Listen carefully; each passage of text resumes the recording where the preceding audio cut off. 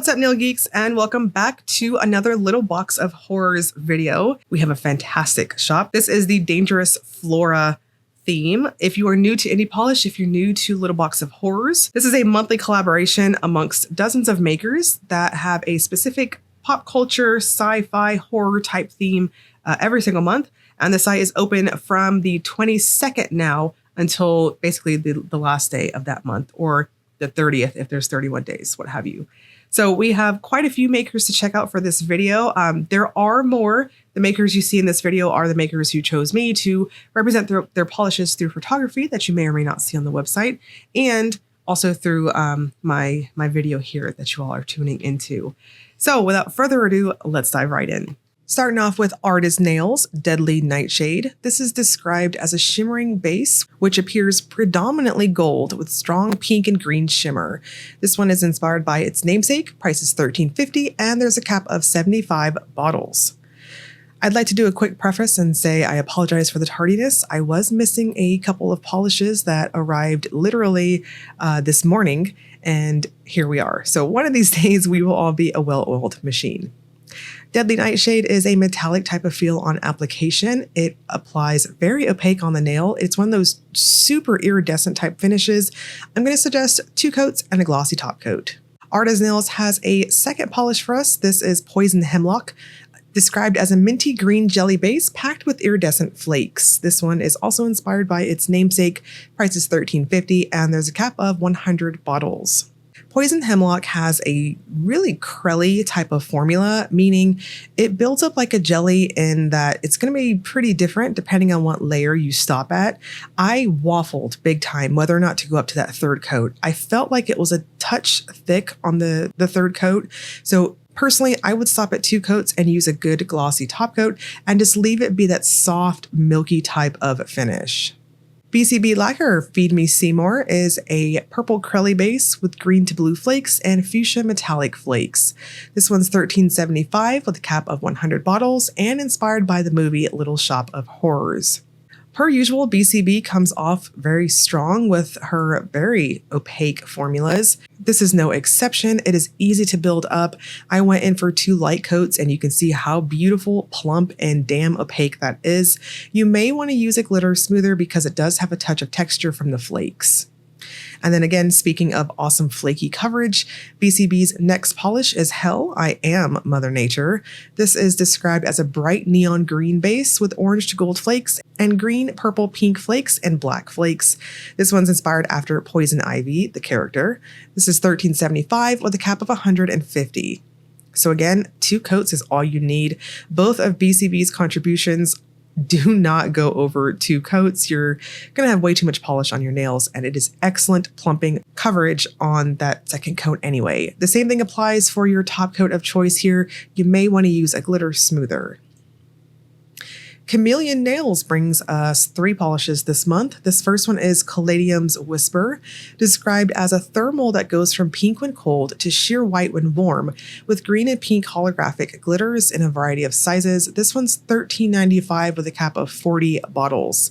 I checked the site earlier today just to kind of keep myself informed. I did see some of Chamaeleon's contributions sold out. If there is any restocks to these, you will know in the Facebook group and or following the site. This one has a true, clear, somewhat milky white on the warm state, and I'm going to suggest going up to 2 coats with it. It's very juicy jelly, so I think anything over 2 coats is too much. The glitters to this one are very flat, so honestly, I didn't see a need to use a glitter smoother.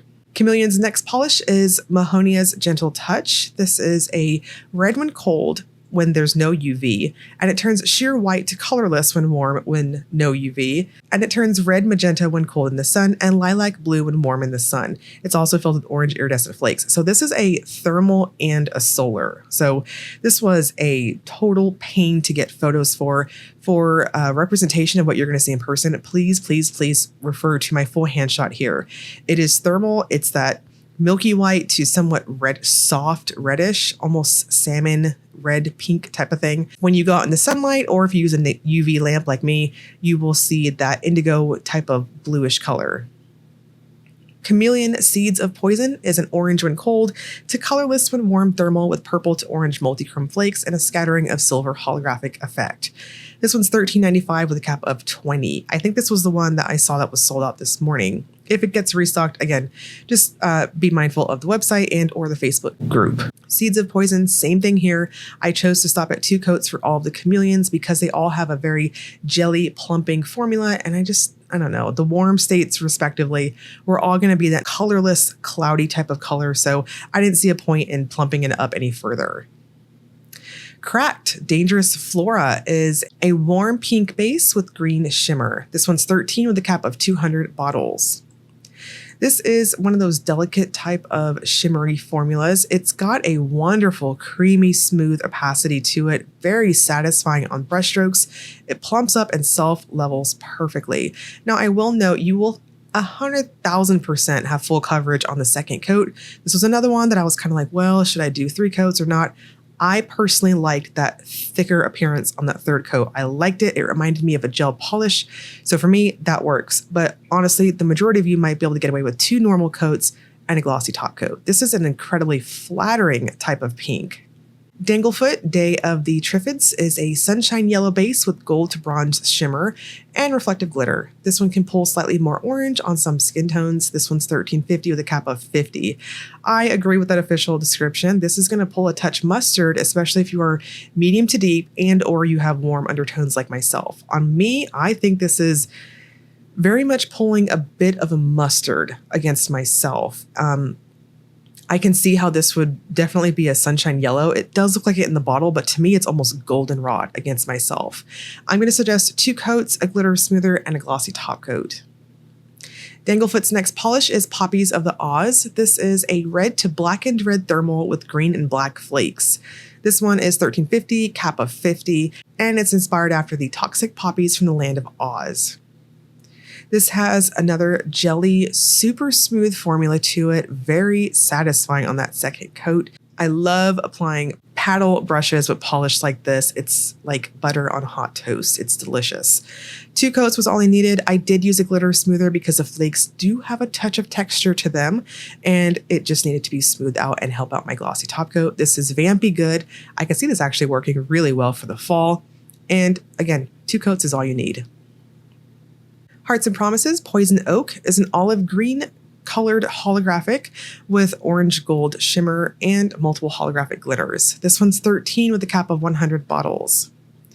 Poison Oak has a true jelly formula, in my opinion. If you wanted that softer type of appearance, more of that jelly, jello-ish looking effect, I would say maybe stop at 2 coats.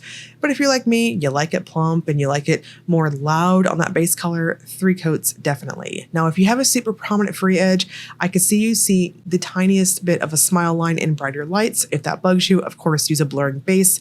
No texture or anything to report here, just top it off with a glossy top coat. Jen and Berries, Not Oakey to Touch, is a green base with intense gold, green, blue, shifty shimmer, and holographic flakes. This one's $13.50 with a cap of 300 bottles. Jen and Berries is, or Jen, I should say, is totally killing it lately. I actually have her May releases here and I have been drooling over them. But anyways, more on that in a couple of weeks. Not Oakey to Touch is a fantastic metallic type of formula. It dries down very flat like a chrome, and most of you will be just fine at 2 coats, but I like that thicker appearance. Again, repeating myself, and I chose to go up to 3 coats. I'm not mad at it. It dried down perfectly, so no issues with, drying excess because I did the 3rd coat, what have you, and finished with the glossy top coat. Lemming Lacquer has 3 polishes for us this month too. This first one is Belladonna. It's a deep indigo jelly base with bright blue to violet aurora microflake shimmer. This one's $13.50 with a cap of 100 bottles. Belladonna has a pretty smooth formula to it, and typical to my experience with Lemming Lacquer, the formula itself is incredibly dense. Now, not so much that I would recommend a thinner. I actually really appreciated this formula. It is very smooth and quick to pop on the nails. 2 coats was all I needed. It does dry down quite flat, so use a good glossy top coat, maybe something a little thinner, as again, the formula to this is quite easy to plump up. Lemming's second polish is Mandrake. This is a grassy green jelly base with a new super shifty multi-chrome flowing from dark purple to red to copper to gold to green, $13.50 with a cap of 100 bottles. This was pretty interesting to me. It's definitely working on that whole swampy type of vibe going on here, very earthy. And I don't think I've seen a multi-chrome shimmer, so I feel like, is this the first time I'm seeing this? I'm not sure, but it is a larger particle type of multi-chrome pigment, if that makes sense. It almost looks like tiny microflakes in person. I think my macro shot's going to give you a really good idea of just what I'm seeing in person. It's very interesting, and it's on the softer side, so you may want to use a blurring base, and I would suggest 3 ultra thin coats. And then lastly, for Lemming, we've got Mother Nature just got herself some muscle.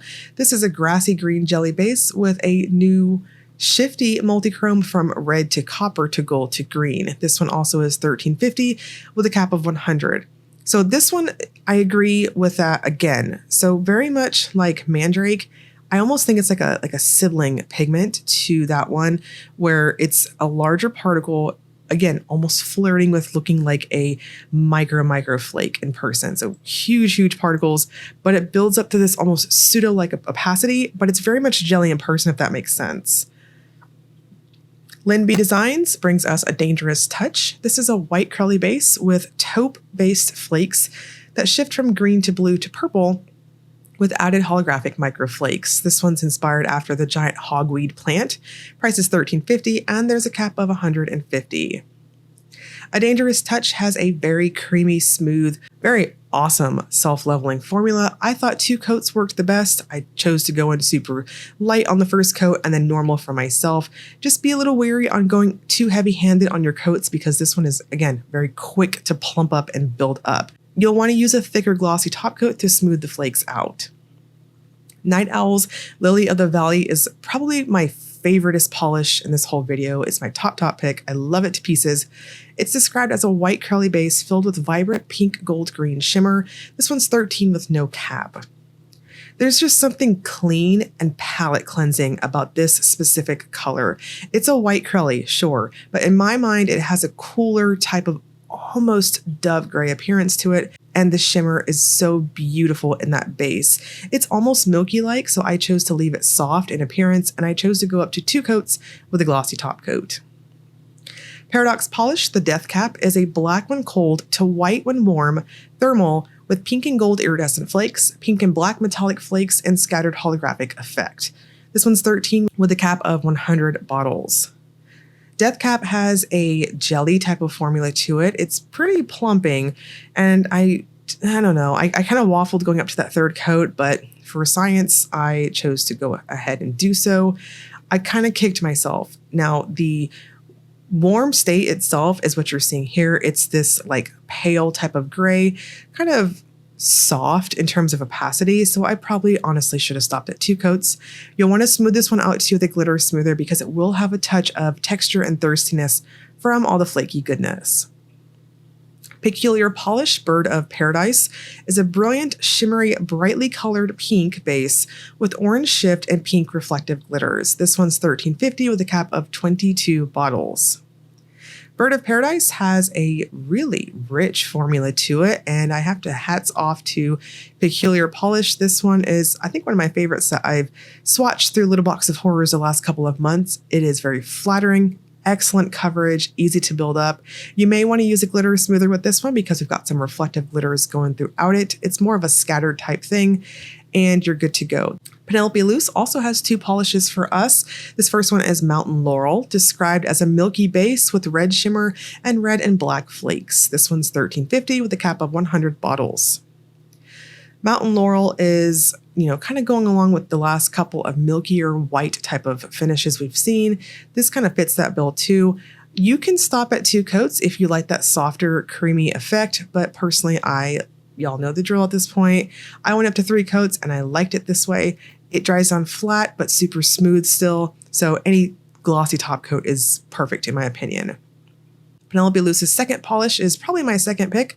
This one is Yellow Dock, described as a brown base with green shimmer. This is $13.50 with a cap of 100 bottles.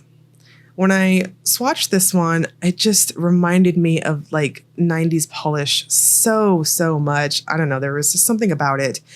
It is creamy smooth, so beautifully easy to hit opacity and self-leveling. I would suggest 2 coats and a glossy top coat, and really that's all you need.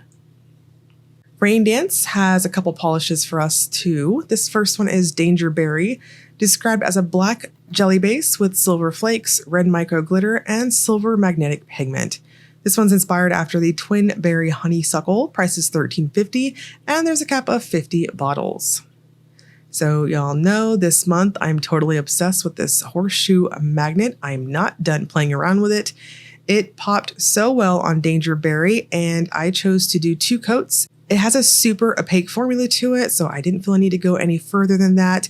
Depending on the type of top coat you are using, if it's of the thinner variety, you might want to use a glitter smoother to help this one out in terms of glossifying it and maximizing that movement of the magnetic pigment. Rain Dance's second polish is Leaves of 3. This is a wine jelly base with bronze to green aurora shimmer, matte white glitters, and scattered holographic microflakes. This one's inspired after Poison Oak. Price is $13.50, and there's a cap of 50 bottles. This is a really flattering type of berry color, one that I know my mama will definitely gravitate towards when she comes to shop my stash, so to speak. I'm going to suggest 2 normal or 3 thin coats. I personally liked that 3rd coat. However, be cautious because you'll need a glitter smoother, so save room for that if you tend to polish heavy-handed in addition to your glossy top coat. The Devil's Helmet is the 3rd one from Rain Dance. It's described as an ultramarine periwinkle base with green to gold shifting shimmer and scattered holographic flakes. This one is inspired after Wolfsbane. Price is $13.50, and there's a cap of 50 bottles here too. I think this one is another top pick of mine, probably my 3rd top pick. I love how that shimmer looks against that base, and the base itself, I agree with that official description. It's blue, but at some lighting situations, I did see a touch of a periwinkle lean. I do think my full hand shot on the video is pretty color accurate to what I see in person. I will suggest 3 thin coats and a glossy top coat. Sweetheart Polish Cape Leadwort is a periwinkle blue base with silver holographic micro shreds and a rainbow of micro shimmers with a faint silver to green shifting shimmer. This one is $13 with a cap of 65 bottles. This is another favorite. I know I'm being blue biased, just hear me out. This has a tiny micro flake type of shimmer to it. It's just so representative on the video what I'm seeing in person. I chose to do 3 light coats with it and a glossy top coat. It built up like a very jello-like appearance like this. It is quite juicy, and the little tiny shreds going throughout it, again, they're a little rainbow of sorts, very much like what you see on my macro shot here. And then speaking of also top picks, these 2 are ridiculous. Victorian Varnish from a Poppy Cary is a red base loaded with red, orange, pink shimmer and holographic flakes. This is $13.50 with a cap of 200 and inspired by poppies and their use in the Victorian times in apothecary items. This is straight up, I would have to classify it as being a 1 coater. I chose to word at 2 super thin coats. That's all you need. I was blown away by the formula. This is very pretty, very flattering, and it smoothed out perfectly with my glossy top coat.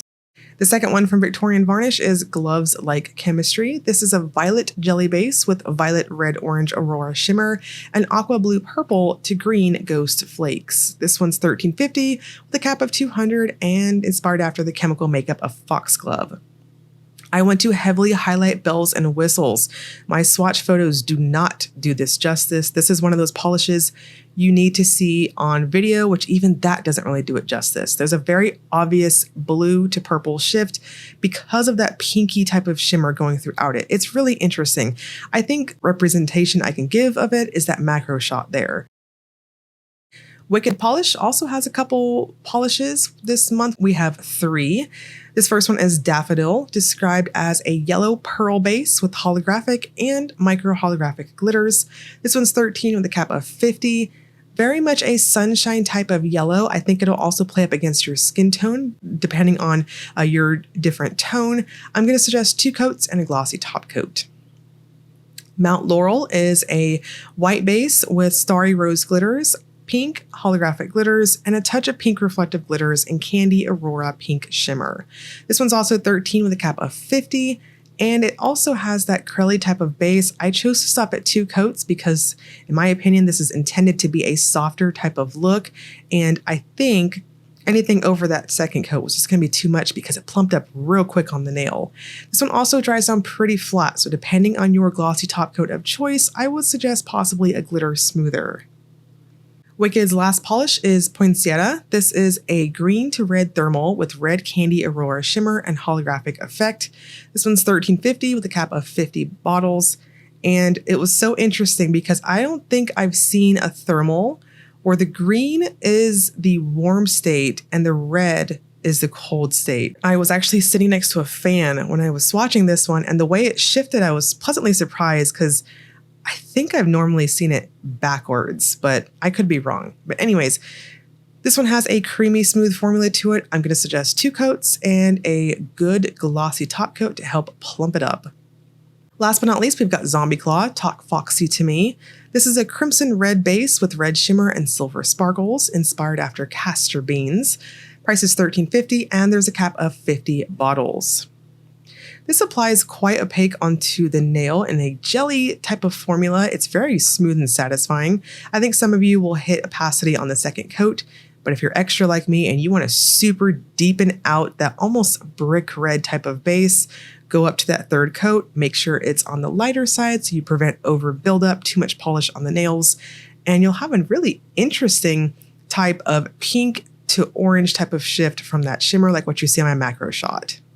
And we're going to clear out the weeds with a Will It Topper segment. This is where I use a black swatch stick to demonstrate if polishes have layering capabilities. Okay, both art as nails do work, but I think that the second one, Poison the Hemlock here, it's too curly. It's not that milky type of finish. Don't recommend. BCBs, both of them, technically they do pass the test over black. I can't see you doing anything else, but you're just not doing them justice like this. And then the Chameleons, there is 0 point in toppering any of these. And I know I'm saying that given that 2 out of 3, if not all 3, have more of a clear, kind of cloudy type of warm base to them. I just personally wouldn't do it. There's quite a bit going on, especially with this one here. I wouldn't. You're not doing them justice. And they have a heavier type of jelly formula to each of them. So I don't know. Just don't do it. That's my recommendation, and I am sticking with it. The cracked polish, in my opinion, is too curly. It does look kind of pretty over black though, not gonna lie, but I wouldn't do it. Danglefoot's Day of the Triffids looks beautiful over black. I think you can get a little creative with it. Poppies of the Oz, I would not do this because, I don't know, this is such a unique, pretty polish that you're kind of killing the vibe toppering it. Hearts and Promises, I think looks great over black and other greens. Gin and Berries, Chef's Kiss on that opacity level. I don't see a need to topper it. The Lemmings, okay. Belladonna, I would not do it. It's too opaque. But the other two, if you wanted to do Prugly cream colors, I could see it looking really cool. I would do 1 coat of your Prugly cream and then 2 coats of the Lemming. Lyn B is too creamy. I don't know. Don't do that.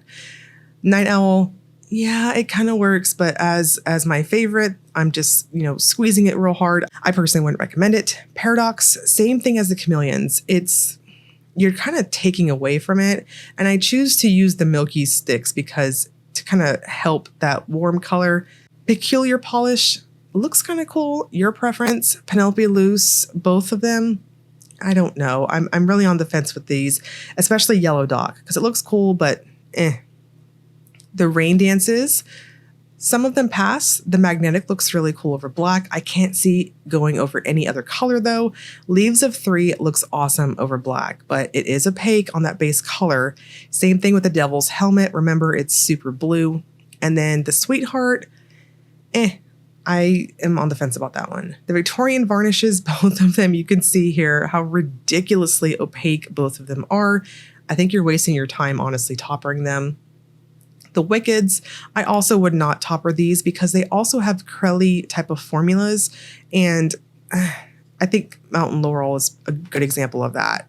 And then the thermal, of course, too. Same thing as the others. Any other thermals this month that I have swatched, I would not recommend toppering in any which way. And then the Zombie Claw, yeah, it looks pretty cool over black.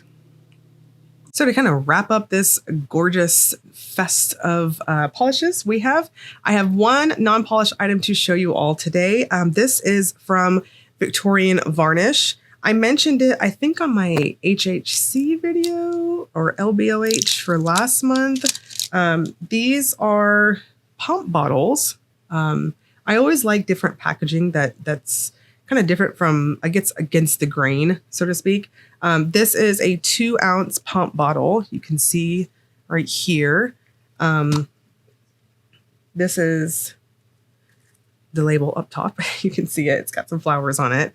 I'm going to go out on a whim and say this is probably going to be floral scented of some sort. I want you all to see. Don't mind my hand. It is incredibly dry, but this is kind of what it looks like. Why things are so aggressive to me, I don't get it. Okay, here we go. Try it again. There we go. Okay, so it's, as you can see, it's like a super standard type of lotion consistency to it. I do like it. The last month that I reviewed it, I used it a little bit before swatching. That's usually my litmus test to see, you know, how heavy, how dense, how greasy, things like that. I would classify it as a light type of moisturizer. If you are a swatcher or you're doing, you know, swatching for yourself, whatever. I do think it's something you could use to prep for swatching. You'll just need to put it on like 20, 30 minutes before and let it really soak into your skin. And you'll have that nice plumped up skin looking effect. And just kind of putting it all over into my hands here.